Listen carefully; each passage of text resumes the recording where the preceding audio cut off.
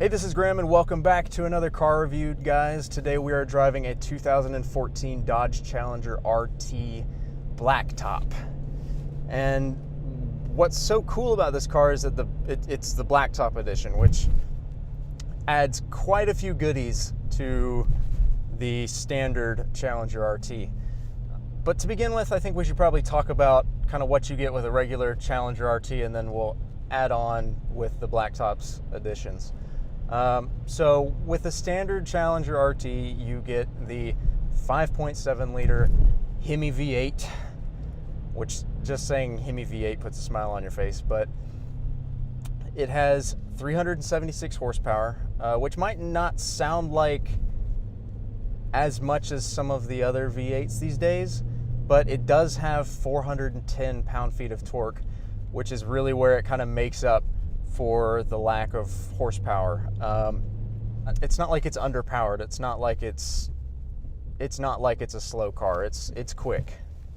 It definitely is quick.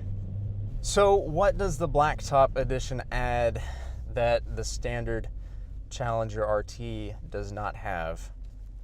Well, first off, it adds the Super Track package, which is beefed up suspension, a tuned steering feel, which definitely helps.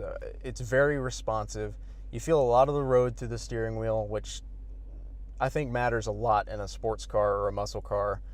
Of course, the Blacktop package also adds the appearance to the car, which I think is one of the biggest things. I mean, of course, the suspension matters a lot because the car's heavy and you really need it to be tied down for it to perform well. And with this suspension, it does do that. But the appearance is also one of the biggest aspects of this package because it adds those matte black stripes with the red accents. It adds the gloss black wheels. It adds the black fuel cap. And it adds the black grille, which, of course, on a black Challenger, all of that combined makes it look so sinister. I mean, it looks like the villain car, which I think that's cool, because it's very opposite of kind of the way that Ford does the Mustangs. They try to make them look all heroic, whereas Challenger knows that they have a very big, very mean, aggressive-looking muscle car here. So they've really embraced that and made the Blacktop like the ultimate just badass looking Challenger, and it is so cool. This car's just really nice to drive too, and I've never really spent a significant amount of time in a Challenger before today. I've ridden in one, I've driven one very briefly before, but I've never actually gone out and really paid attention to what it's like. And before, just having sat in it and looked at everything, the things that I noticed about it, I don't notice as much on the street, like how short the windshield is, how long the hood is. These things don't really matter as much once you're out driving the car. It's actually really nice inside the car. It's very quiet. It's very relaxed. It's a nice environment. Everything's very big, but it is, of course, a Challenger, so it kind of goes with the theme. It's very big on the outside, very big on the inside, but you have a lot of space. I mean, it's a big car, obviously, but you have a lot of space and you're definitely comfortable. The seats are they're like lazy boy recliners almost. The leather's so soft and they're nicely padded. And they do have nice bolstering. You don't slide around a lot, but they're not like overly aggressive. They're just right. And of course the steering wheel is nice and leather wrapped, which I think matters a lot, having a leather steering wheel in a car. Having all the objects that you touch leather wrapped or made of metal or something like that, it always gives it a much higher quality feel than, say, if you had like a vinyl steering wheel or something. I can't say personally that I'm a huge fan of the design of the steering wheel, but the feel of it is very nice, and that's really what matters most, is how it feels, not how it looks. And of course, it goes. It really goes.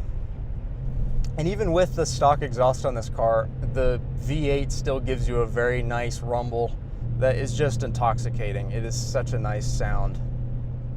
It sounds so good. There's nothing like a naturally aspirated V8 for noise, I tell you what. And then you also have the upgraded stereo, which is part of the Blacktop edition, which I haven't used it yet, but I have heard that it is very nice. I'm a sucker for a good stereo, so I know that it's definitely something that I would want to have if I own this car. And then of course you have the white gauges on the dash, which are a nice contrast to the rest of the car, which is just completely black interior, black exterior. And they look really nice. They're very retro. Of course the white helps with that feel, but they are very nice. And then you also have a digital speedometer, which is something that is just one of the nicest things. You can just look down and you automatically know how fast you're going. It's a little thing, but it makes a huge difference. You also have the keyless entry and the keyless start, which is so nice. You don't have to worry about taking the key out of your pocket. You can just pull the door handle, get in, press the button to start the car, and you're good to go. You don't have to fish around for your keys all afternoon. It just makes the process smooth and hassle-free. I feel like this car would be really easy to live with too. Even though it doesn't seem like it would be, it actually is very comfortable. It's got a huge trunk, so it's actually fairly practical. There's a lot of space on the inside, like I said earlier, and it's just nice to drive. Even though it seems like there wouldn't be great visibility, there is. You can see, almost all the way around you. It has very long windows, so you have no issue just looking over your shoulder and seeing what's behind you or beside you.